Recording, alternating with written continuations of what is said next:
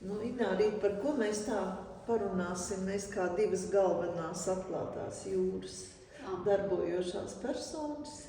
Jā, nu mums ir galvenākās lomas, jā, mēs esam centra aktrises, pašā centrā sākam, izrādes laikā iet, jā.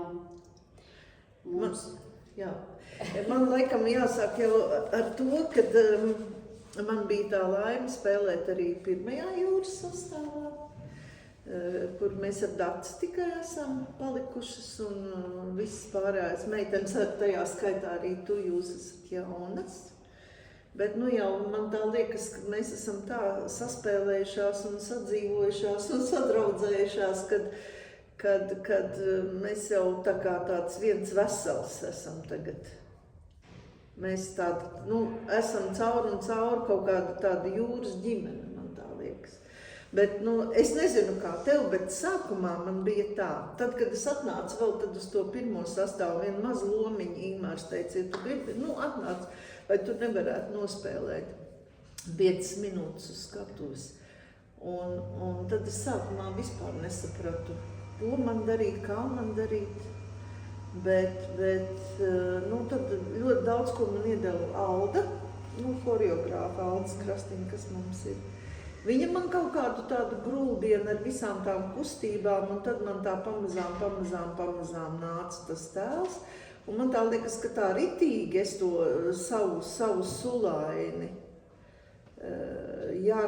atkodu tikai tad, kad mēs sākām spēlēt tagad šitajā jaunajā sastāvā ar Elzu un Katrīnu un tevi kopā.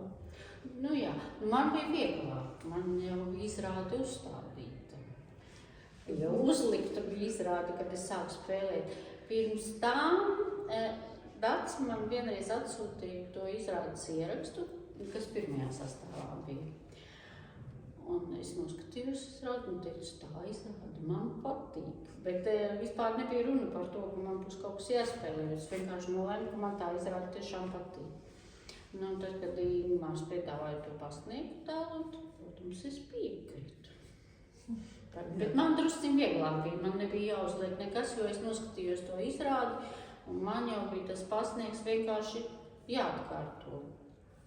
Bet tas jau nav, es domāju, ka nav tā, tu esi pilnīgi visam savādāk nekā bija Māra, un es domāju, ka tev tāpatās nemaz tik viegli nebija, mans grūtākais tā mūzika bija tā pirmais iznāciens, ja es to pirmo iznācienu varu izdarīt, kā nākās, tad viss ir labi.